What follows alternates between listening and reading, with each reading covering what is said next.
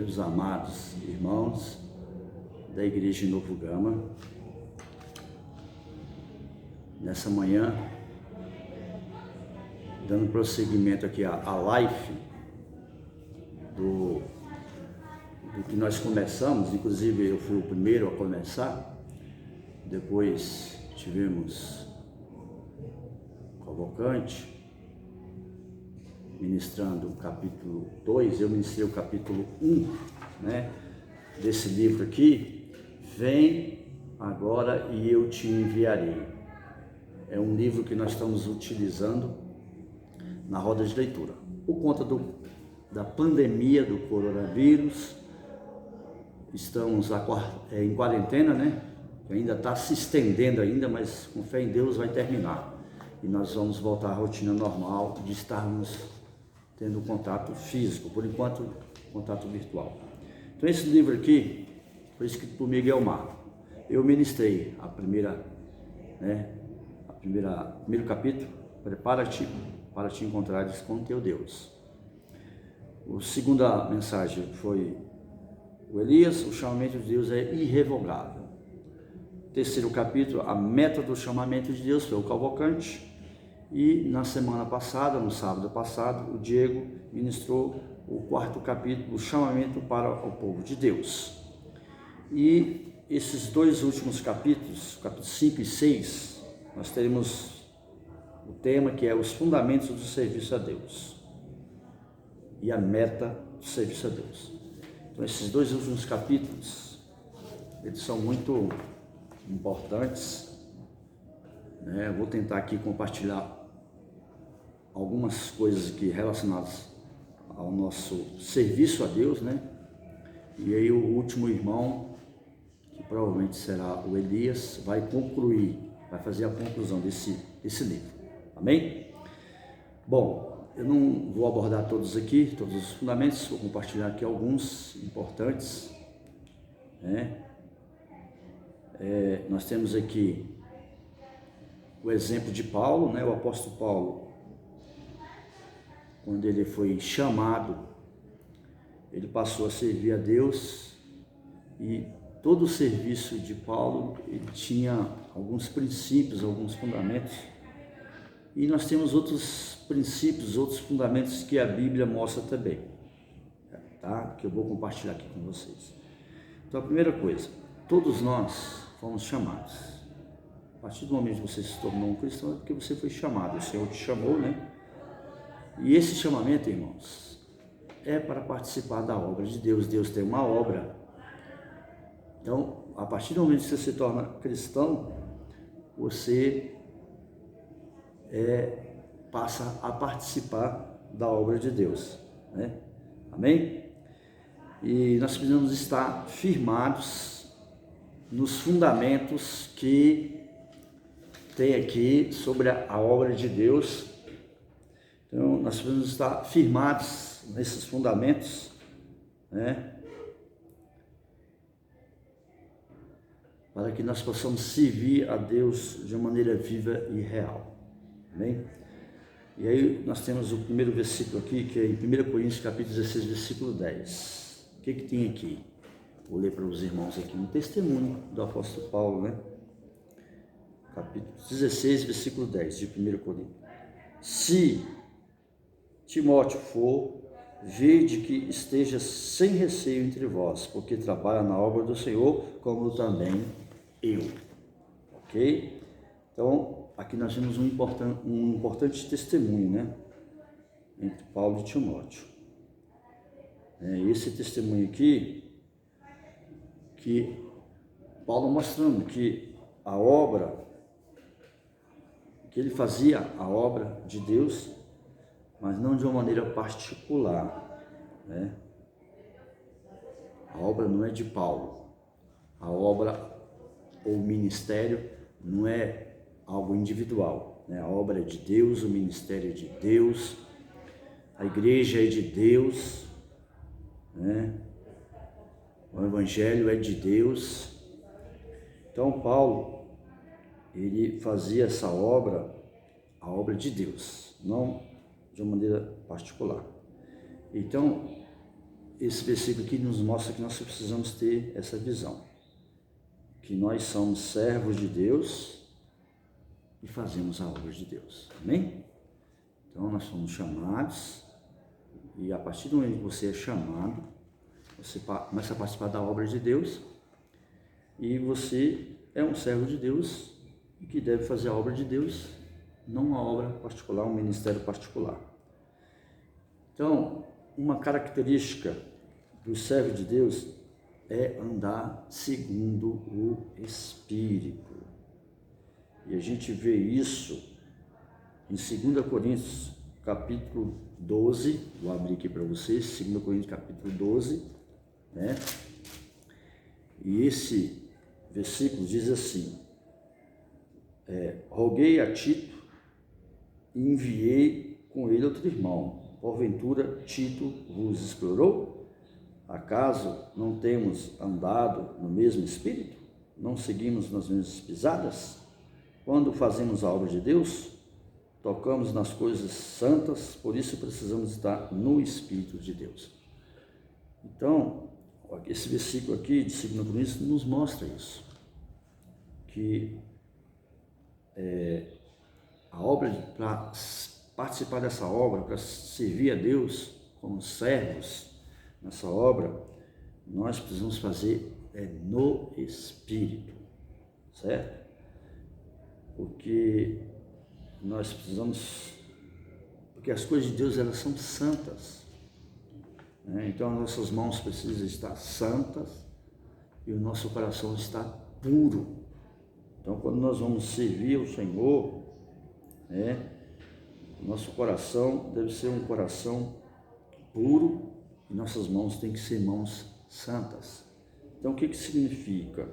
Uma vez que a obra é do Senhor e não do servo, este deve estar no Espírito e cuidar da sua condição espiritual.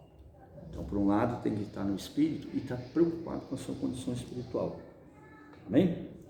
Senhor Jesus. Então, nós temos que ter essa percepção, né, de que a igreja de Deus e de que Deus é santo. Uma das exigências para aqueles que desejam servir ao Senhor é ter as mãos santas e o coração puro. Tá? Não vou entrar em alguns versículos aqui que tem na Bíblia a respeito disso, né? Ok? Então, irmãos, através do apóstolo Paulo, a gente vê aqui alguns fundamentos, né? O primeiro aqui, servir pela graça de Deus, né? No livro de Romanos, capítulo 12, versículo 3, que diz assim: a graça é o próprio Filho de Deus, dado a nós para o nosso desfrute, e com ele fomos agraciados com os dons. 2 Coríntios, e nós, na qualidade de cooperadores com ele, também vos exortamos a que não recebeis em vão a graça de Deus. Todos nós que cremos no Senhor Jesus, sem dúvida, recebemos a graça de Deus. No entanto, se declararmos que recebemos tamanha graça e não há mudança em nossa vida, nem manifestação dos dons em nosso viver, é possível que a tenhamos recebido em vão. Então, todos nós recebemos o dom e recebemos, através do exercício dos dons, a graça. E essa graça de Deus, ela não pode se tornar vã, né? Senhor Jesus. Então,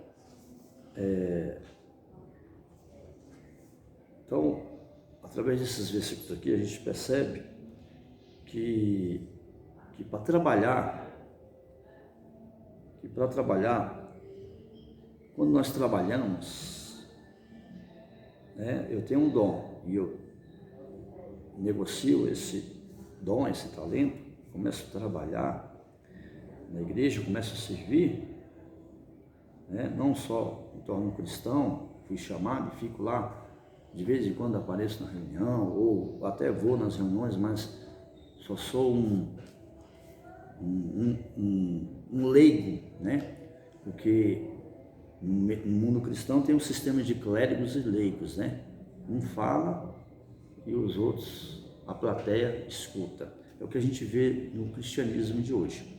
Mas a igreja não, a igreja ela é um organismo vivo, onde todos nós precisamos funcionar, cada membro, multiplicar os seus talentos, né? Trabalhar na obra de Deus, né? Então, quando nós trabalhamos, é um sinal de que recebemos a graça de Deus. Se nada fizermos após receber essa graça, ela terá sido concedida em vão. E a falta de exercício dos dons resultará em obesidade espiritual. Não fomos salvos e colocados na igreja para engordar espiritualmente, mas para nos tornar fortes e saudáveis por meio do exercício dos dons na obra do Senhor. Amém? Então percebe como é que o negócio é sério? Então, nós não estamos aqui para se tornar cabeção ou um gigante espiritual ou nos engordar, obesos espiritualmente. Não. Por um lado, nós desfrutamos, claro, espiritualmente, né? Mas por outro lado, nós colocamos os nossos talentos, os nossos dons na igreja. Negociamos os nossos talentos para servir ao Senhor. Amém? Né? Por exemplo, o tempo pertence ao Senhor. Eu trabalho, recebo recursos financeiros, tudo que eu tenho pertence ao Senhor. Uma parte eu oferto, né, o dízimo, aí tem outras necessidades, aí algo além do dízimo. Eu sirvo na igreja, eu visito, eu pastoreio, eu oro, eu hospedo os irmãos, eu sirvo na igreja, limpo o local de reunião e etc. Então tudo isso aí você está trabalhando, está servindo ao Senhor. Eu prego o Evangelho, eu falo de Jesus para as pessoas, eu levo as pessoas a invocar o nome do Senhor, eu passo um jornal Água da Vida. Amém? Então, por quê? Porque um dia nós vamos prestar contas de tudo que nós fazemos. Nós vamos prestar conta ao nosso Senhor. Na primeira capítulo eu falei, inclusive aqui, nesse capítulo aqui, ainda fala um pouquinho da parábola dos talentos e a parábola das virgens. Os talentos estão relacionados ao serviço. E a parábola das virgens está relacionada ao aspecto da vida. Então nós temos esses dois aspectos. Por um lado, eu tenho que estar desfrutando, eu tenho que estar me santificando, eu tenho que estar tendo comunhão com o Senhor, por meio da palavra, por meio da Bíblia, orando e tudo, né? Enchendo a minha vasilha, minha alma, né? Porque as virgens, elas têm que pagar um preço, e esse preço é todos os dias, toda manhã, todos os dias, ela tem que pagar um preço, tem que ter a sua experiência com o Senhor. Cada cristão tem que ter a sua experiência com o Senhor, individualmente, seu desfrute, né? Porque não adianta querer pegar emprestado. E pode acontecer da gente querer pegar emprestado agora, né? Enquanto a gente vive aqui nessa terra, passa a semana todinha trabalhando, estudando, fazendo um monte de coisa, e vai para a reunião e não tem nada para levar para a reunião. Fica dependendo do desfrute dos irmãos, ou dependendo da palavra ministerial que o Senhor tem ministrado, tem falado pelos profetas. O Senhor tem nos sustentado por meio da sua palavra. Mas nós precisamos ter a nossa experiência com o Senhor, cada dia pagar um preço, tirar um tempo de manhãzinha para invocar ali, para ler a Bíblia, ler o alimento diário, estabelecer metas, né? Nós temos o projeto livre na minha mão que a gente está lendo, mas a gente precisa ler mais, desfrutar mais, encher mais, nos encher mais do Senhor. Amém? Senhor Jesus. Então, esse foi o primeiro fundamento que a gente viu aqui, do aspecto aqui que Paulo mostrou, né? Segundo, de quem sou e a quem sirvo. Então, em Atos, capítulo 27, Paulo fala assim: porque esta mesma noite um anjo de Deus, de quem eu sou e a quem sirvo, esteve comigo. Senhor Jesus. Então, essa situação aqui aconteceu em meia a uma tempestade. E estava Paulo num barco e ele declarou essa realidade de sua vida. A primeira coisa que devemos saber é de quem nós somos, né? Paulo declarou que pertencia a Deus. Fomos comprados por um alto preço pela morte do Senhor Jesus. Por isso somos de Deus, ou seja, Ele é o nosso dono. Quando temos a realidade dessa visão, não ousamos tomar decisões a respeito do nosso futuro, pois pertencemos a Deus e é Ele que devemos determinar o nosso futuro. Então esse é um outro fundamento. Nós somos servos. A gente precisa perceber isso. Nós pertencemos ao Senhor e o Senhor pagou um preço por nós e a gente precisa ter essa percepção de que eu sou um servo do Senhor e de que eu só faço aquilo que o meu Senhor manda, não tomo decisões. Então eu tenho que ter comunhão. Quando for tomar uma decisão na minha vida, até comprar um carro, ou comprar uma casa, ou tomar uma determinada decisão, eu tenho que ter comunhão com o Senhor e posso ter comunhão também com os irmãos da igreja. Eu posso ter comunhão com o Cavalcante, com Elias, né? Procurar os irmãos responsáveis, os irmãos que têm mais maturidade na igreja. Amém? Senhor Jesus, isso aqui é um fundamento, né? De que nós pertencemos ao Senhor, ok? Bom, então que nós somos do Senhor e que nós pertencemos a Deus. Então, quando nós temos essa visão, nos livra de nós sermos escravos de nós mesmos, né? E aqui tem uma palavra muito forte para os jovens. Seguidamente, os jovens são alvo de convites para festas por parte dos amigos incrédulos. Quantos consultam o seu dono antes de responder? E aí? Por não consultar o Senhor nos diversos assuntos e áreas de nossa vida, muitas vezes simplesmente fazemos o que queremos e desagradamos ao nosso amo, trazendo tristeza e insatisfação até para nós mesmos. Então nós entristecemos o espírito quando nós tomamos certas decisões. Amém? Senhor Jesus. Então esse aqui é um fundamento muito importante, né? Apenas a visão de que pertencemos a Deus tornará nosso coração adequado. Na eminência do naufrágio a caminho de Roma, o apóstolo Paulo afirma: Deus, de quem eu sou e a quem sirvo. A palavra grega para sirvo nesse versículo é latrel, que significa serviço sacerdotal e adoração. Muitos pensam que a adoração é levantar as mãos, né? Oh, Senhor, aleluia, e cantar, ao único que é digno de louvor, exaltando sua grandiosidade. Porém, o verdadeiro significado não é esse. Na Bíblia, a primeira menção de adoração está em Gênesis 22, que descreve o momento em que Abraão foi provado por Deus. Nessa ocasião, Deus lhe pediu que oferecesse seu filho Isaque, aquilo que ele amava mais, algo mais precioso na vida de Abraão. E é muito interessante que, ao se separar de seus servos, Abraão lhe disse: esperai aqui com o jumento, eu e o rapaz iremos até lá. E havendo adorado, voltaremos para junto de vós. Na verdade, ele iria sacrificar seu filho, mas se referiu a esse fato dizendo que iria adorar. Está lá, em Gênesis capítulo 22, versículo 5. Ele considerava que Deus tinha todo o direito sobre o seu filho, simplesmente porque ele é Deus.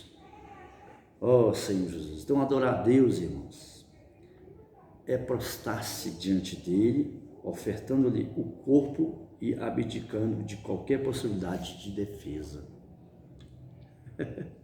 O Isaque fez isso.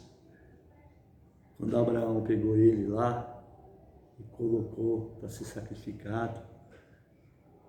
E essa é a verdadeira adoração, irmãos. Quando nós nos consagramos, abandonamos tudo, Eu não estou dizendo que não tenha que trabalhar, não tenha que estudar, não tenha que ter um momento de lazer e etc. Nós somos seres humanos. Mas o Senhor, Ele tem que ficar em primeiro lugar na nossa vida.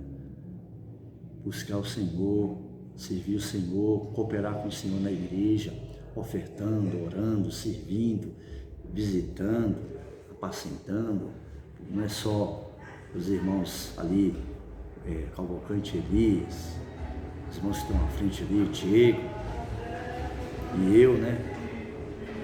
Que temos essa função. Todos nós podemos estar visitando o outro, cuidando do outro, orando pelo outro, suprindo alguém, semeando a palavra e etc. Amém? Outro fundamento aqui muito importante, que eu vou compartilhar aqui, que o apóstolo Paulo menciona, é servir a Deus no Espírito. Ele fala assim, mas vem a hora, servir a Deus no Espírito. Estar no Espírito para servir a Deus é fundamental, pois somente assim seremos capazes de ser um com o Senhor. Está em 1 Coríntios 6,17. Aquele que se une ao Senhor é um Espírito com Ele. Isso também está no capítulo 4, versículos 23 e 24, de João. Vem a hora e já chegou que os verdadeiros adoradores o adorarão o Pai em Espírito e em verdade. E são esses que o Pai procura. Deus é Espírito e importa que os seus adorem em Espírito e verdade. A conexão desses versículos nos traz uma visão mais completa. Esses dois versículos. 1 Coríntios 6,17, aquele que se une um Espírito com ele. E o 4, 23 e 24 de João. Mas chegou a hora em que os verdadeiros adoradores adorarão o Pai em Espírito e verdade. Conforme abordamos acima, adorar significa dar a Deus a posição de Deus. É isso. Amém, irmãos? Essa passagem revela que a verdadeira adoração a Ele é feita no Espírito. E que o Pai procura quem o adore em Espírito e em verdade. Então, olha só, nós já vimos dois fundamentos aqui. Então, quando eu me consagro ao Senhor, para servir ao Senhor, na igreja, eu estou adorando. Quando eu exercito o meu espírito, eu estou adorando o Senhor. Então, todos os dias, todo momento, eu invoco, ó Senhor Jesus, colocando na minha mente o espírito. Quanto mais eu faço isso, mais eu estou. Essa é a verdadeira adoração. Amém? Bom, e aí, Paulo também, além de falar em servir no Espírito, ele mostra também um outro fundamento, que é servir no Evangelho. Isso está em Romanos 1,16, né? E servir no Evangelho, irmãos, eu me tornei cristão, você se tornou cristão como? Por meio do Evangelho. E aí, quando eu compartilho essa experiência para outras pessoas, de como o Evangelho me ganhou, eu estou servindo no Evangelho. Amém? Servir a Deus nos faz servir os homens a partir do momento em que conhecemos o efeito do poder do Evangelho em nossa vida. Não temos outra escolha senão levar a todas as pessoas o mesmo Evangelho que nos salvou e nos transformou.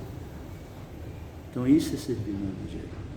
Eu sou cristão. Aí fico caladinho, não falo nada. Às vezes eu posso até não falar, posso até ter dificuldade de falar, mas eu posso entregar um jornal, entregar um folheto, posso estar orando para uma pessoa. Então tem várias maneiras, né? E agora, ó, camisetinha aqui, ó, posso orar por você. Bom, servir em novidade de vida, temos que servir com a consciência pura, né? Paulo menciona esses fundamentos, né, em novidade de vida, né? Agora, porém, libertados da lei, estamos mortos para aquilo a que estamos sujeitos, de modo que sirvamos em novidade de vida e não na caducidade da letra. Essa passagem mostra que quando servimos no Espírito, tudo é novo.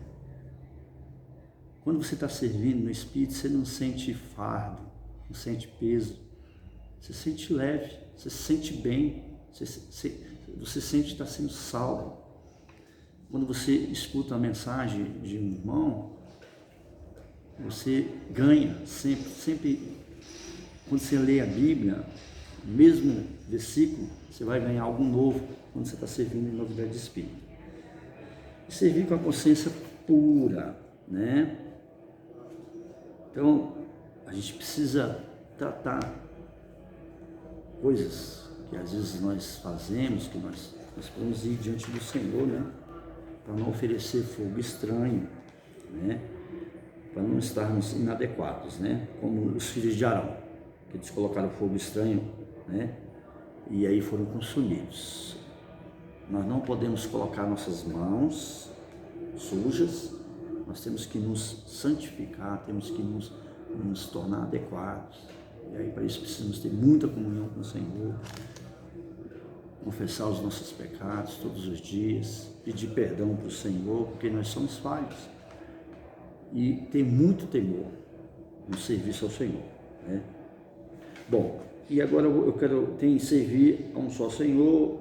Quem segue o Senhor. Não vou entrar nesses pontos porque era para ser só 15 minutos, mas esse ponto aqui eu vou compartilhar, que está em Mateus capítulo 4, uma experiência do Senhor Jesus, muito bom para nós, ó. Em outras passagens bíblicas encontramos outros fundamentos relacionados ao serviço a Deus, amém? Depois vocês vão ruminar aqui o livro e ler. Em Mateus 4 temos o relato da tentação sofrida pelo Senhor Jesus. A última investida de Satanás contra ele foi levá-lo a um monte muito alto e mostrar todos os reinos do mundo e a glória deles. Ali, com surpreendente audácia, ele disse a Jesus: tudo isso te darei se prostrado me adorareis. Se Satanás estivesse mentindo, seria imediatamente descarado pelo Senhor. Ocorre que ele estava falando a verdade. O inimigo de Deus tem o poder de entregar os reinos do mundo a quem quiser, porém os dará somente a quem o adorar. Esse mundo pertence a Satanás. Talvez não tenhamos noção da magnitude do que Satanás estava oferecendo a Jesus. Todos nós balançaríamos se recebêssemos essa proposta. O inimigo não tentaria o Senhor Jesus nesse aspecto se não soubesse que teria chances de derrubá-lo. Ganhar todos os reinos do mundo e a glória deles é uma tentação muito forte, irmãos. Por isso que quando o Senhor Jesus ele revelou à igreja, no capítulo 16, versículo 24, que eu quero cumprir esse versículo. O que Jesus disse? Muito forte isso aqui. A coisa mais importante na vida da igreja. Capítulo 16, versículo. Jesus revelou à igreja, versículo 24. Então disse de Jesus aos seus discípulos: se alguém quer vir após mim, negue-se a si mesmo e tome a sua cruz e siga. Porquanto quem quiser salvar a sua vida, perdê-la-á, e quem perder a minha vida por minha causa, salá-la. Pois que aproveitará o homem se ganhar o mundo inteiro e perder a sua alma? O que dará o homem em troca da sua alma? Porque o Filho do Homem há de vir na glória de seu Pai e com seus anjos, e então retribuirá a cada um conforme as suas obras. Olha só, Senhor Jesus. Querido leitor, Satanás certamente em algum momento dirá a você: sirva-me um pouquinho também. Que tal só 10% para mim e 90% para Deus? Imagine que você receba uma proposta simples: deixar de ir a uma reunião da igreja para ganhar uma grande quantia de dinheiro. Basta não ir à reunião para ganhar. Se formos honestos, iremos admitir que todos nós balançaríamos diante dessa proposta. Nessa ocasião, você seria capaz de dizer: retira-te, Satanás? Então, meus amados, eu compartilhei aqui alguns fundamentos, não deu para compartilhar todos, mas para ter uma ideia, tem outros lá, os 5 que ficou faltando, mas o Senhor nos chamou para servi-lo, e nós somos servos, e a nossa vida pertence a Ele. E tem o aspecto da vida e o aspecto da obra. E tem esses fundamentos aí, que o mais importante é servirmos em nosso espírito, exercitarmos nosso espírito, né? Termos comunhão com o Senhor, termos comunhão com os irmãos, sermos pessoas simples, né? Amém? Jesus abençoe os irmãos e a igreja de Novo Galo.